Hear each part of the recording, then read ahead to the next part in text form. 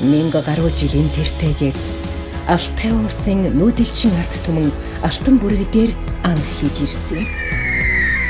Эцэгээс хүүд өвлж өгдөг үнэлж баршгүй чухал ур чадвар билээ. Гэвч одоо нэгэн охин энэ чадварыг өвлөн авч бүрэг дээр агнагч болох гэж байна.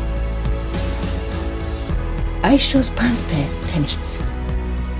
13 настай. Хүчтэй, зоригтой, байглаасаа заяагдсан бүрэг дээр агнагч.